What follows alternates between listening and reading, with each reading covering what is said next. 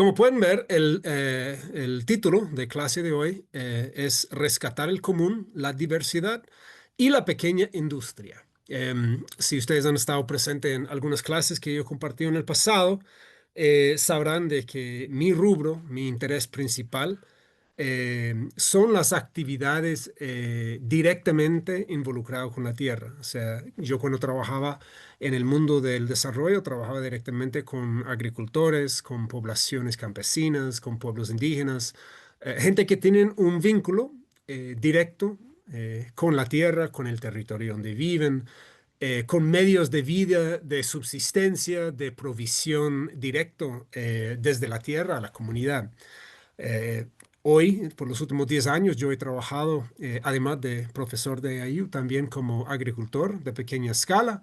Nosotros, mi familia y yo, intentamos cultivar, participamos en diferentes espacios de colectividad en nuestra comunidad. Uno de esos es una cooperativa de producción agroecológica o orgánica. Entonces, yo considero que es muy importante que intentemos reversar la dirección económica predominante del mundo de hoy, donde la mayor parte de la gente intentan como dejar atrás las raíces que nos vincula directamente con la tierra y con las actividades económicas que nos vincula con la tierra, ¿verdad?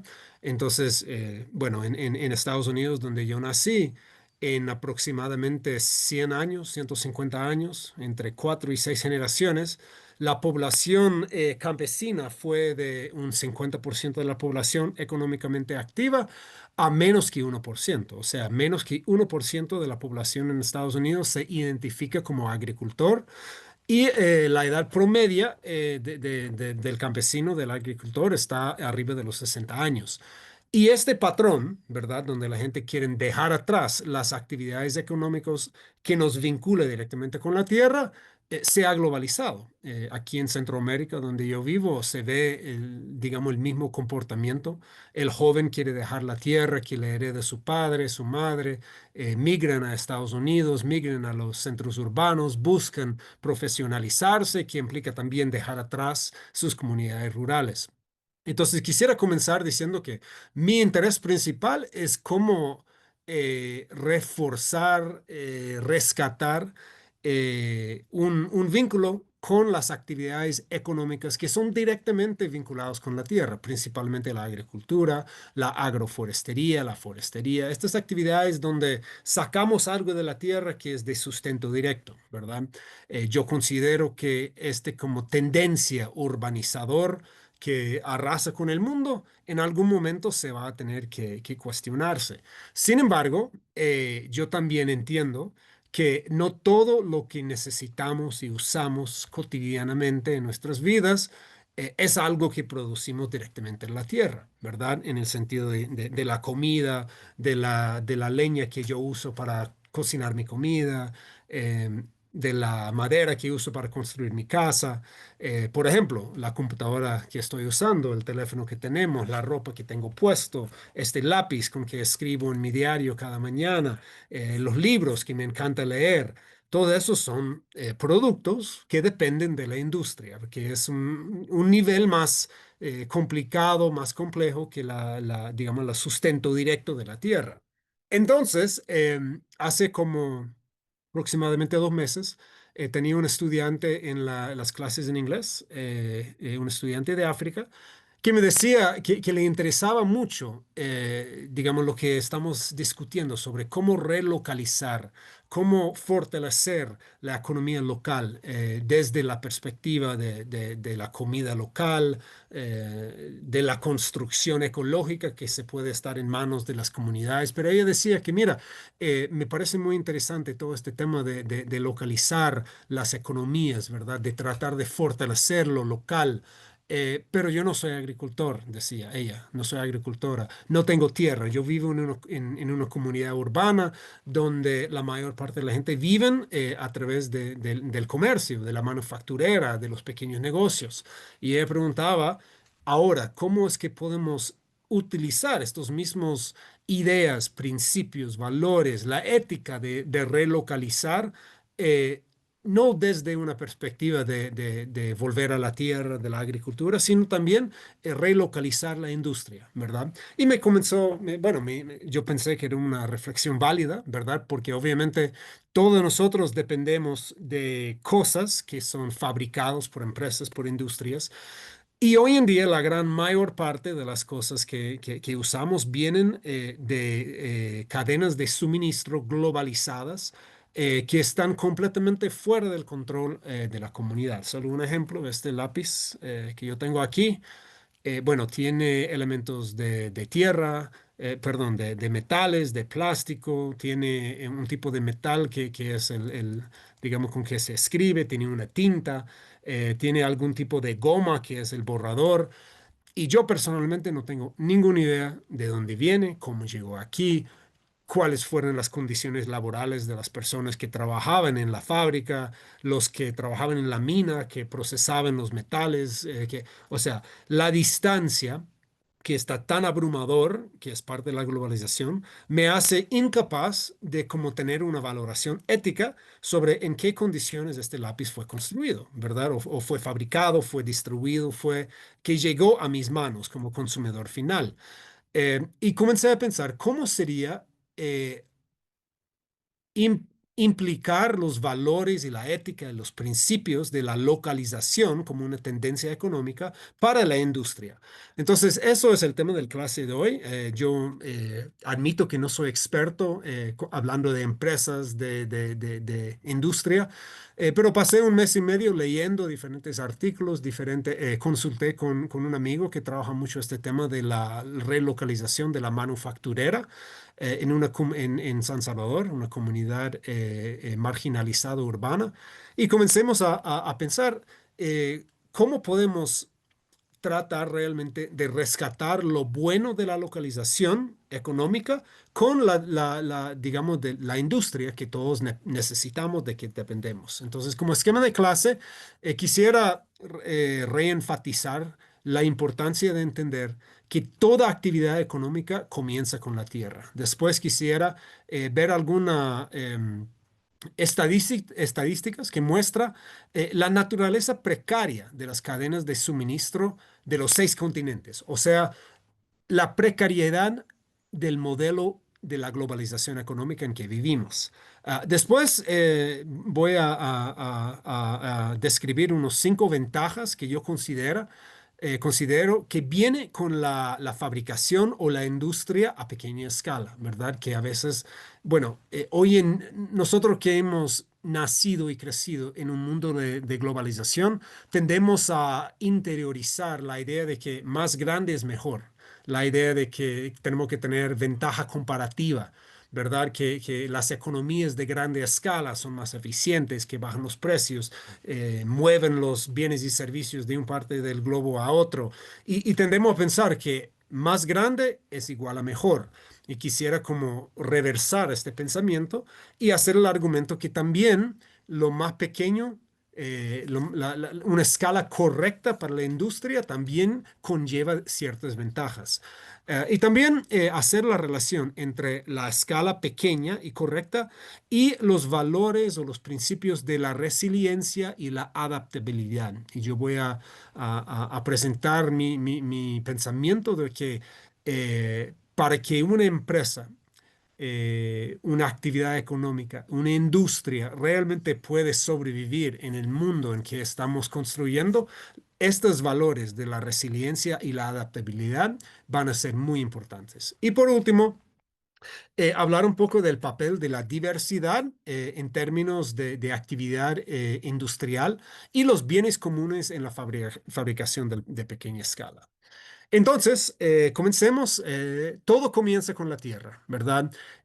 Los economistas actuales tienden a olvidar o ignorar que la economía es necesariamente un subconjunto del sistema social más amplio y de la biosfera.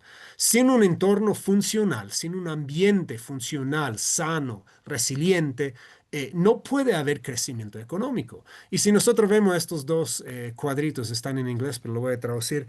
La economía clásica, ¿verdad? Clásico. Cualquier persona economista que ha sido educado en las universidades, en las facultades de economía, aprende la economía basado en este modelo aquí a la derecha, ¿verdad? Y aquí el verde dice medio ambiente, el azul es la humanidad o el aspecto social, y el amarillo es la economía. Y la idea es que la economía es lo que abarca todo, ¿verdad? El medio ambiente solo es visto como proveedor de recursos primas, de materia prima, ¿verdad? Para la producción, la distribución, etcétera, y como un basurero para recibir la contaminación, los desechos, digamos, de nuestra economía de consumo. La humanidad es visto como mano de obra intercambiable para la actividad económica, que es todo abarcador, ¿verdad?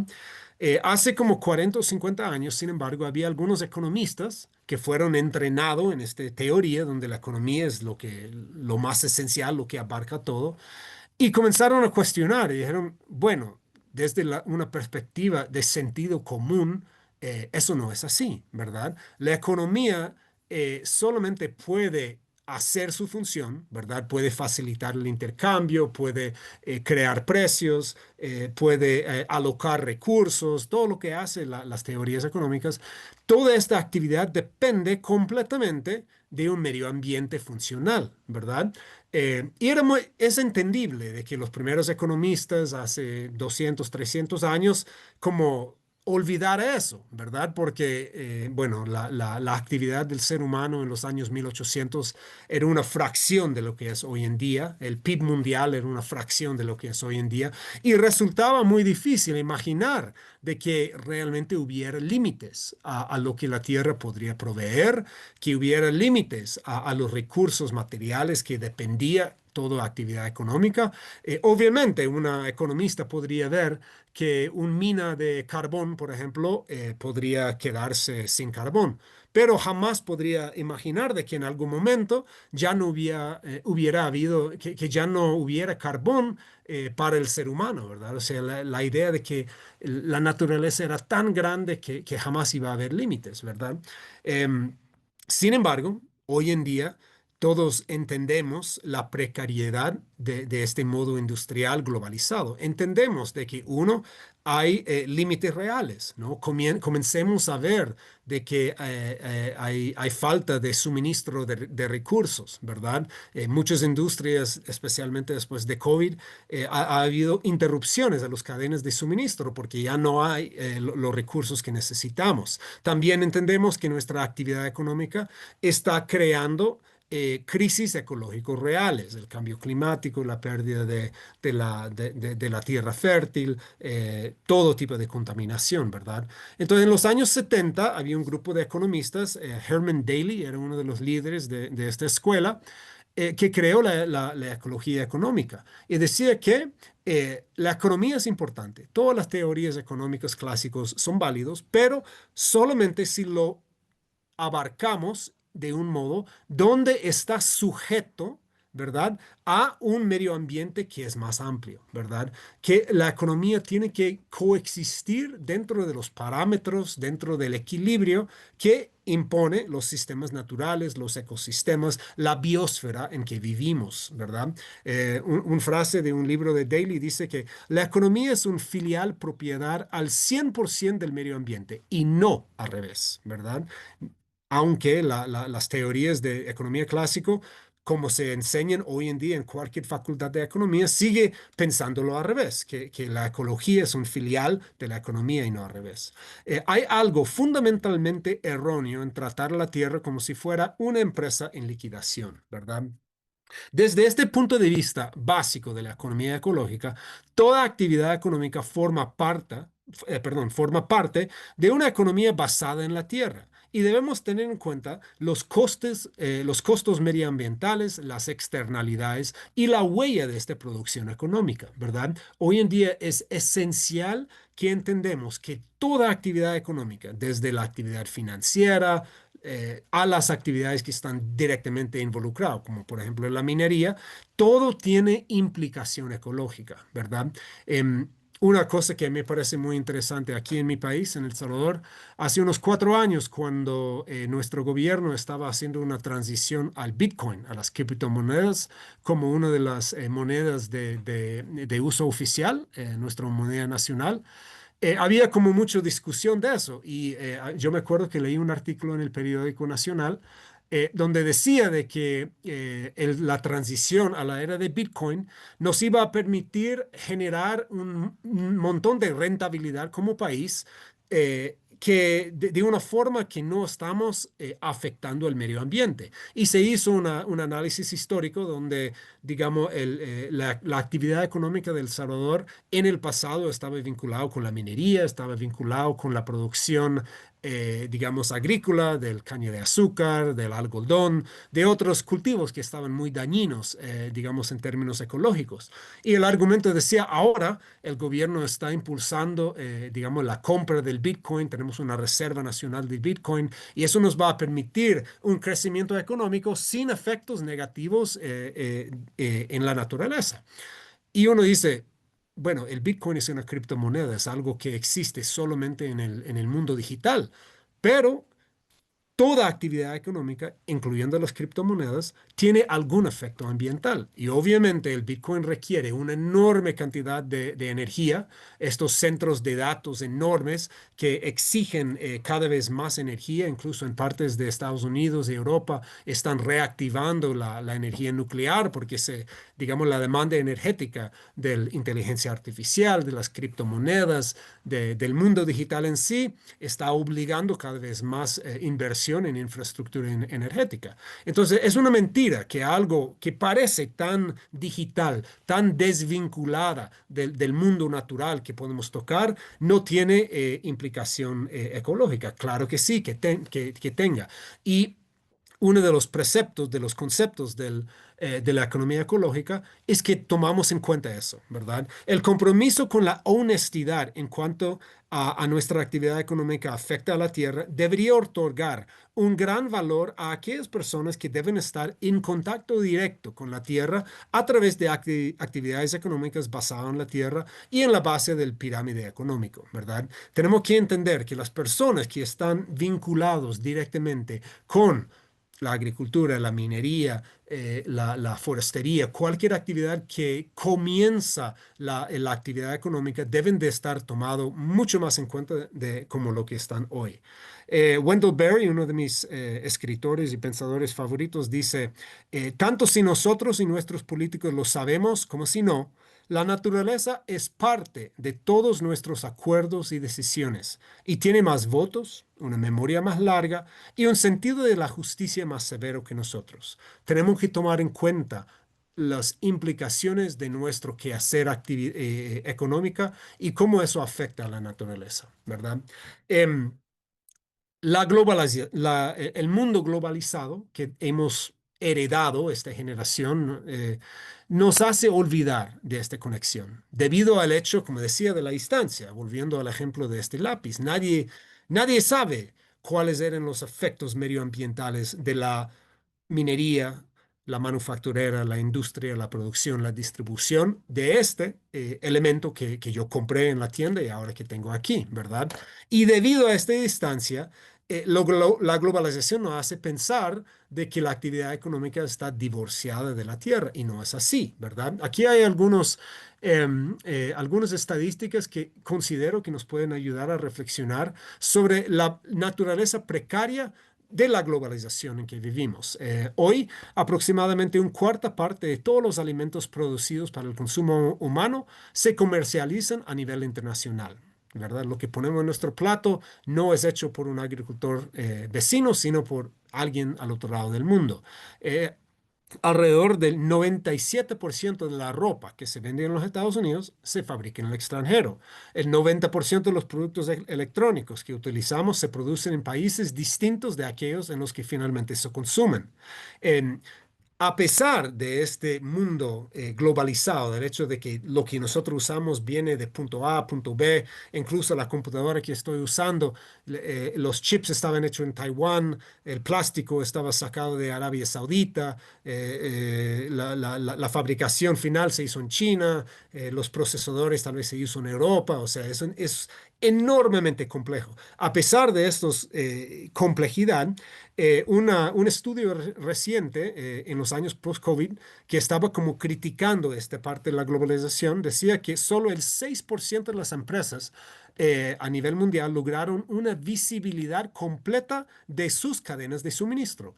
Quiere decir que la misma empresa que fabrica los bienes que nosotros usamos, ni ellos tienen idea de cómo los diferentes elementos de sus productos llegan a sus fábricas, ¿verdad? Menos del 8% de esas empresas creen que tienen un control total sobre los riesgos de su cadena de suministro y el 63% informa de pérdidas superiores a las previstas, lo cual demuestra la imprevisibilidad y la complejidad actuales de la cadena de suministro global.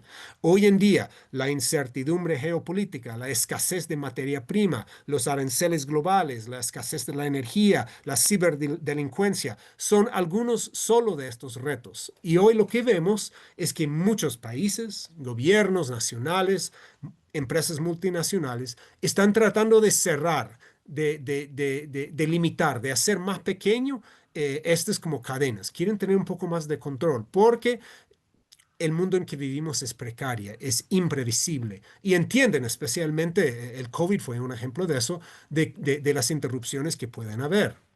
Em, Otra cosa, si nosotros vamos a estar dependiendo de un mundo globalizado, de una industria globalizada, eso implica un enorme costo energético, ¿verdad? Para mover una cosa de punto A a punto B, para mover el plástico de este lapicero desde Arabia Saudita a China, que después viene aquí a Centroamérica, donde yo lo puedo ocupar. El más del 90% del transporte funciona con petróleo y el transporte representa casi dos tercios del petróleo que se consume en todo el mundo. Aproximadamente el 30% del consumo total de energía en todo el mundo se destina al transporte de personas y de mercancías. Ha habido mucha plática de la importancia de los carros eléctricos, ¿verdad? De usar baterías en vez de gasolina o diésel. Eso tal vez tiene algún futuro para el movimiento personal, el transporte, digamos, individual, pero para mover grandes camiones, aviones y estos grandes barcos de cargo, es imposible. Vamos a seguir dependiendo del petróleo, ¿verdad? Y lo que sabemos, y hemos hablado de eso en otra clase, que la cantidad de petróleo que está disponible está cada vez volviéndose más y más caro y difícil en términos económicos para sacarlo. Hemos hablado de una cosa que se llama EROI, el rendimiento energético de la energía invertido.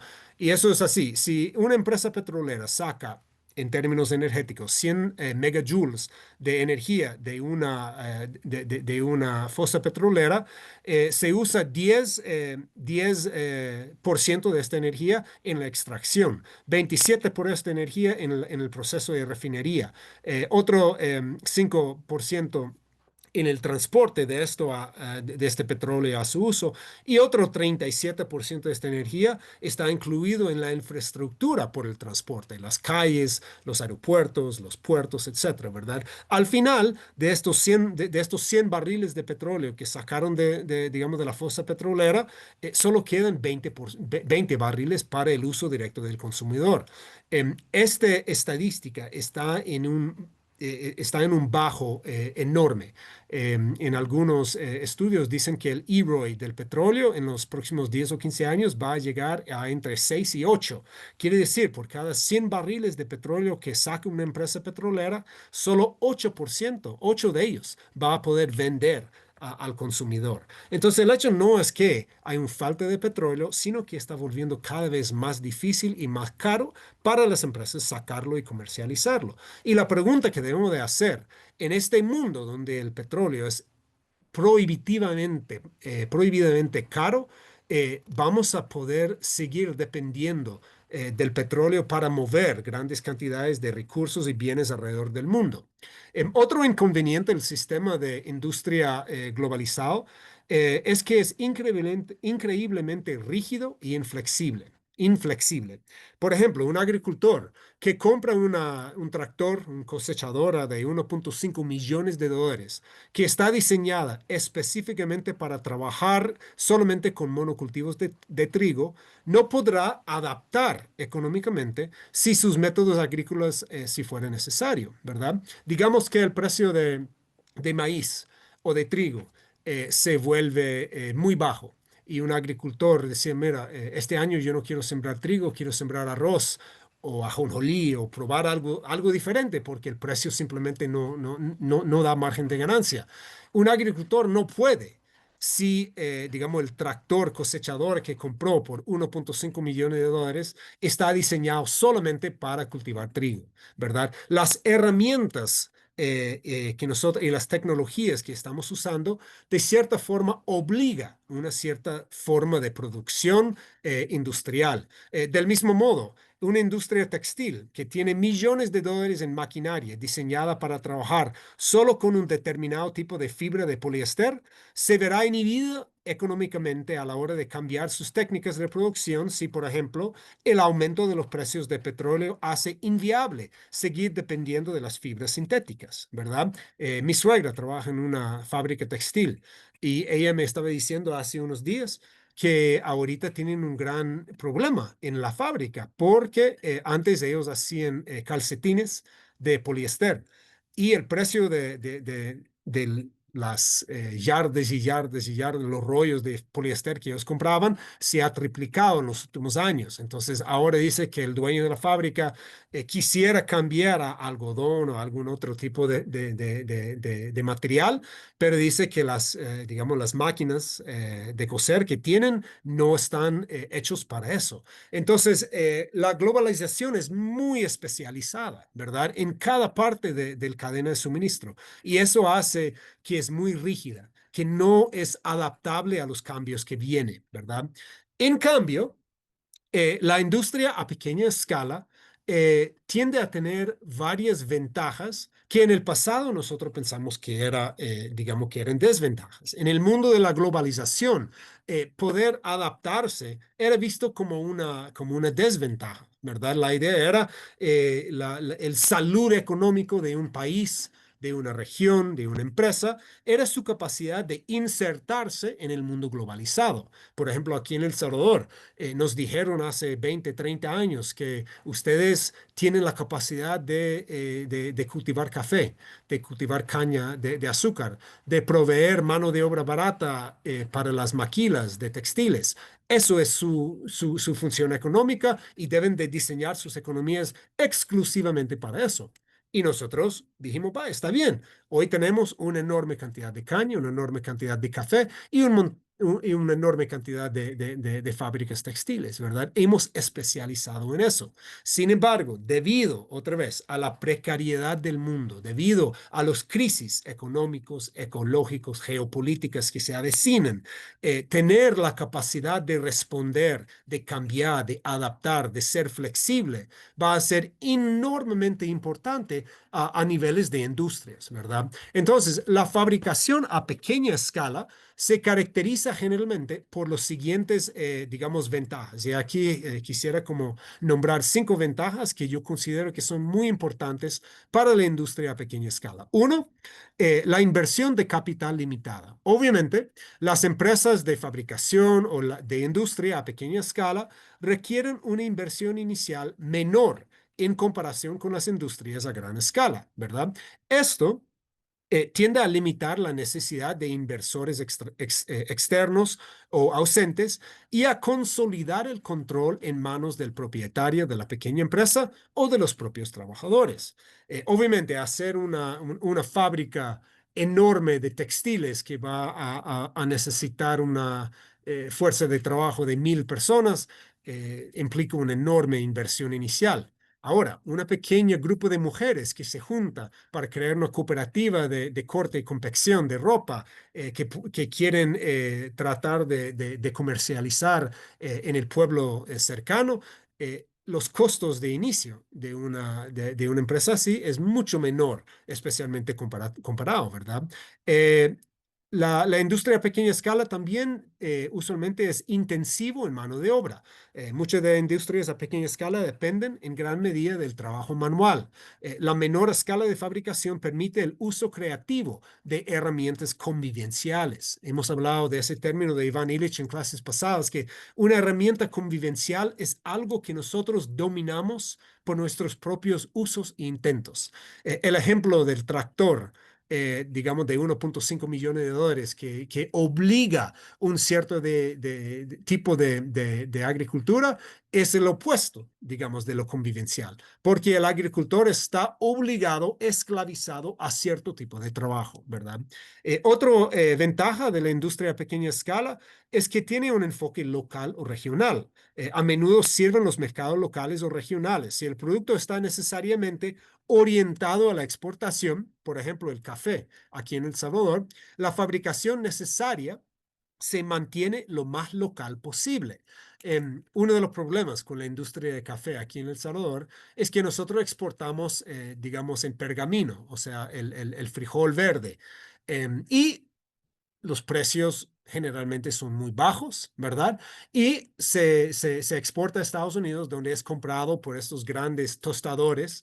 Y el tostador tal vez compra el café a $1 la libra y lo tuesta y después lo vende, lo tuesta, lo empaqueta y lo vende, digamos, al consumidor a 5, 10, 15, $20 por libra, ¿verdad? Y el trabajo supuestamente calificado del tostador es de comprar una máquina y tocar unos botones y ya, ¿verdad? Entonces, hoy en día muchos caficultores aquí en El Salvador estamos tratando de organizarnos para que este parte del proceso, este parte del valor agregado, quede en manos del productor o por lo menos en manos del país, ¿verdad? Hoy en día El Salvador está tratando de crear sus propios empresas de tostadores, ¿verdad? De calidad, para que el valor agregado no se exporta, sino se queda aquí en el país, ¿verdad? Eso es un enfoque local o regional. Otra ventaja es la flexibilidad y adaptabilidad, ¿verdad? Una empresa pequeña, una industria local a pequeña escala puede ser más flexible y adaptable a las condiciones cambiantes en los ámbitos económicos y medioambientales. Por ejemplo, una pequeña fábrica textil podría cambiar su producción de fibras sintéticas a fibra de lana o de lino o de algodón si las cadenas de suministro interrumpieran la producción de poliéster y los agricultores locales aumentaran la producción de lino o lana. Ese es el ejemplo de mi suegra, ¿verdad? Que la empresa, la fábrica, está debido a la inversión millonaria en un tipo digamos, de herramienta que solo puede hacer una cosa, los limita, es tan rígido y eso es como digamos, una característica fundamental de la globalización. A cambio, a pequeña escala, la industria a pequeña escala, debido a su tamaño, es mucho más flexible. Y digamos que en algún momento, digamos, la comunidad comienza a renacer, digamos, el pastoreo de ovejas y hay un mercado naciente de lana. Pues, o la gente comienza a resembrar el algodón, pues pueden cambiar sus técnicas para facilitar este tipo de relación económica recíproca con su localidad. Y por último, a menudo se trata de negocios domésticos o pequeñas fábricas. La fabricación y la industria a pequeña escala puede llevarse a cabo desde los hogares o pequeños espacios fabriles de fábricas, lo que limita drásticamente los gastos generales de puesto en marcha, ¿verdad? A pequeña escala no tienes que invertir en una fábrica, un espacio industrial de $1.000 millones, obviamente. Entonces, todo eso son, digamos, algunas ventajas que tenemos que tomar en cuenta. Algunas frases de autores que a mí me gusta, que creo que fortalecen este sentimiento de lo importante de lo pequeño a escala, es Ivan Illich dice que las herramientas convivenciales, que son una parte fundamental de la industria a pequeña escala, son aquellas que brinden a cada persona que las utiliza la mayor oportunidad de enriquecer el entorno con los frutos de su visión, ¿verdad? Cuando nosotros nos sentimos esclavizados y obligados a un cierto tipo de actividad económica debido a las herramientas que usamos, pues eso es un robo de nuestra libertad. Nos quita la capacidad de trabajar con nuestra propia visión, ¿verdad? Entonces, Illich dice que la industria, la actividad económica, siempre debe ser orientado a la capacidad de enriquecer el mundo con nuestra propia visión y no estar esclavizados al capital, a la globalización, a la herramienta en sí. De la misma forma, Wendell Berry dice que una economía verdaderamente local y solidaria ofrece a las localidades, a las comunidades, una medida de seguridad que no pueden obtener de una economía nacional o globalizada, controlado por personas que por principio no tienen ningún compromiso local, ¿verdad? Y eso es como lo opuesto, otra vez, digamos, del razonamiento económico del status quo, ¿verdad? La idea que nos han vendido por tanto tiempo es nuestro bienestar económico está implicado en vincularnos con la globalización, ¿verdad? Y lo que Wendell Berry y Illich y otros dicen que no, entre más fortalecemos nuestras economías, entre más que podemos proveer para nosotros mismos, como a nivel de país, a nivel de comunidad, a nivel de bioregión, pues más fuerte vamos a estar, especialmente en estas crisis, inciertos, la incertidumbre que reina en el mundo de hoy. Desde el punto de vista económico, la fabricación o la industria a pequeña escala, cuando se implementa a gran escala regional, fortalece las economías locales, aumenta las oportunidades de empleo y mantiene el flujo de capital dentro de una región económica, en lugar de que éste se dirija hacia los centros de riqueza y poder. Generalmente lo que la globalización ha hecho es lo opuesto, ¿verdad? Que los recursos se saquen del país, las personas más inteligentes, más educados también salen, el famoso brain drain o huido de los cerebros, ¿verdad? Pero la idea es que todo lo bueno de una localidad tiene que exportarse, tiene que salirse. La industria a pequeña escala es lo opuesto. ¿Cómo podemos arraigar en la localidad, en el bioregión, en la comunidad, en el ecosistema, en el territorio, todo lo necesario para que diferentes industrias puedan como realmente salir adelante? Desde el punto de vista ecológico, también hay grandes beneficios. La producción y la fabricación local permiten a las comunidades y a los consumidores finales ver, sentir y experimentar los efectos de esas empresas manufactureras, lo que permite un mayor control y regulación de las externalidades no deseadas de estos procesos de fabricación. Como yo mencioné, yo no tengo ni una idea cuáles eran los efectos sociales, ambientales, etcétera, de la fabricación de este lápiz, ¿verdad? Ahora, entre más cercano a mí está la producción, la fabricación, la distribución, más relación personal yo puedo tener con eso. Si hubiera una pequeña empresa, digamos, en mi comunidad, en mi municipio, en mi departamento, donde hacían esos tipos de cosas, pues yo puedo como tener un poco más de control, puedo conocer los trabajadores, puedo ver cuáles son la regulación ambiental, cuáles son los efectos ambientales, ¿verdad? De ese tipo de producción industrial, ¿verdad? Si yo veo de que no están siendo justos con sus trabajadores, que hay un abuso laboral, yo puedo actuar, ¿verdad? Si yo veo que están eh, echando todo su contaminación industrial a los ríos que afectan a mi comunidad, pues la comunidad se va a levantar. Entre más cercano, entre más local está, por lo menos permite la capacidad de actuar, ¿verdad? De enfrentarse, ¿verdad? ¿Cómo voy a enfrentar digamos, o protestar o actuar en contra de una empresa que ha hecho este lápiz si yo no tengo ni una idea de dónde ha venido, ¿verdad? Um, y para ir terminando, la relación entre la pequeña escala y la resiliencia y la adaptabilidad, ¿verdad? Eso es como lo opuesto de lo rígido, que es lo que caracteriza la globalización, ¿verdad? Que entre más pequeña escala, más capacidad tenemos, más capacidad de mover, de cambiar las cosas, de ir adaptando nuestro modo de producción a las condiciones novedosos, que va a ser como algo que caracteriza la modernidad en que estamos viviendo, ¿verdad? El mundo, debido al cambio climático, las tensiones geopolíticas, la escasez energética, un montón de crisis que yo considero que se están avecinando y que ya estamos sintiendo, va a obligar la capacidad de ser resiliente a estos cambios. Leopold Kohr, que es un pensador favorito mío también, que fue muy activo en los años 50, 60, 70, él decía que cuando algo va mal es porque algo es demasiado grande. Entonces, la idea de situar lo mal no en el comunismo, el capitalismo, el socialismo, el fascismo o cualquier otro ismo, sino en el tamaño de la cosa, ¿verdad? Después él dice, eh, si en el cuerpo, si el cuerpo humano enferma, es como en el caso del cáncer, es porque una célula, un grupo de células, ha comenzado a superar los estrechos límites que le han sido asignados. Y si el cuerpo de un pueblo enferma con la fiebre de la agresión, la brutalidad, el colectivismo o la idiotez masiva, no es porque haya sido víctima de un mal liderazgo o de un trastorno mental, es porque los seres humanos, tan encantadores como individuos o en pequeñas agrupaciones, se han fusionado en unidades sociales sobreconcentradas como turbas, sindicatos, carteles, grandes potencias, ¿verdad?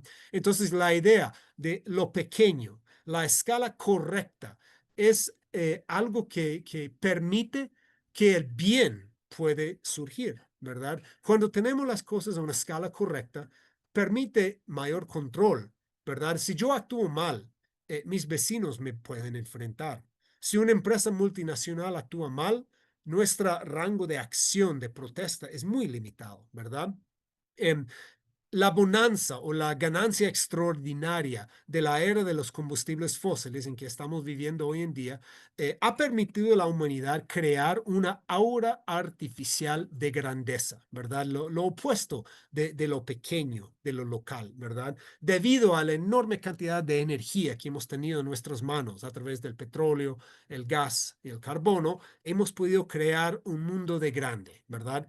Y aunque esto ha tenido beneficios reales en términos de la innovación tecnológica e industrial, esta crisis de grandeza también nos ha llevado a un estado de vulnerabilidad sin precedente y un estado de vulnerabilidad novedosa, ¿verdad? Una pérdida de resiliencia local en nuestro bienestar económico y una aniquilación de la diversidad en términos de nuestras estrategias económicas para crecer, para crear medios de vida que se adaptan a los contornos de los paisajes que adaptamos, ¿verdad?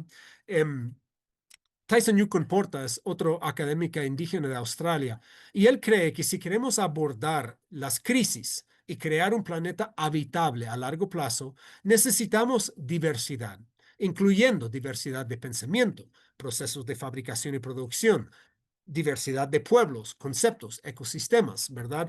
En términos biológicos, ¿verdad? Un ecosistema es saludable solamente si es diverso, ¿verdad? De la misma forma, los sistemas de fabricación de industria a pequeña escala tienen el potencial de contener mucha más diversidad que los niveles industriales de producción, ¿verdad? La globalización es lo opuesto de la diversidad, es la homogeneidad del deseo. Todos queremos lo mismo. Todos queremos ser como los gringos, como los europeos. Queremos consumir lo mismo, tener lo mismo.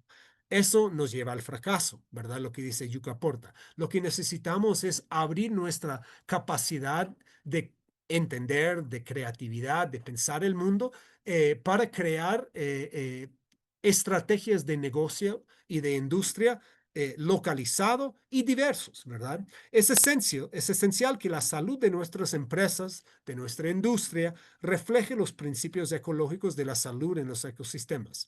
Diversidad, pequeña escala, adaptabilidad, reciprocidad. Esos van a ser los señales de una, digamos, de salud económica, ¿verdad? De una empresa que realmente sobresale, ¿verdad? Va a ser uno que es diverso, a pequeña escala, que es adaptable y permite la reciprocidad con su bioregión. E.F. Schumacher, que era otro contemporáneo de estos pensadores como Illich y Wendell Berry, argumentó que la rentabilidad por sí sola no es una medida adecuada para determinar si algo es económico o no. Él decía, sí, se necesita una nueva economía que tenga en cuenta no solo la rentabilidad de una actividad determinada, sino también su efecto sobre las personas y el medio ambiente, incluido la base de recursos. Un panorama manufacturero y de industria diverso y a pequeña escala permitirá a la industria local ser resistente a los cambios que se avecinan en el mundo y adaptarse a las condiciones económicas, sociales y medioambientales locales. Y por último, yo creo que es importante decir que el redescubrimiento del común, de los bienes comunes, de este espacio económico que existe y siempre ha existido entre el individuo y el Estado, entre el derecho e izquierda, entre lo grande y lo individual, ¿verdad? Entre estos dos como polos ha existido lo común, la comunidad, el espacio que compartimos como territorio arraigado, ¿verdad? Y es importante y necesario expandir para realmente construir una industria a pequeña escala, una industria local. Yo creo que tenemos que redescubrir este espacio de los bienes comunes, ¿verdad? En su forma más simple, la comunalización o los bienes comunes o el común es una activación de la comunidad y su control compartido sobre los recursos locales. El redesarrollo, el redescubrimiento de una ética de los bienes comunes es de un espacio compartido que es gobernado activamente por un grupo de personas que dependen de la salud de un territorio, permitirá que los procesos de fabricación y de industria local aporten salud económica a las regiones locales sin las externalidades negativas que tan a menudo se asocian con el ámbito de la fabricación industrial. Pues eso es mi pequeño aporte a la idea de cómo podemos construir espacios industriales que son distintos a la era de globalización. Entonces lo voy a dejar ahí y abrir.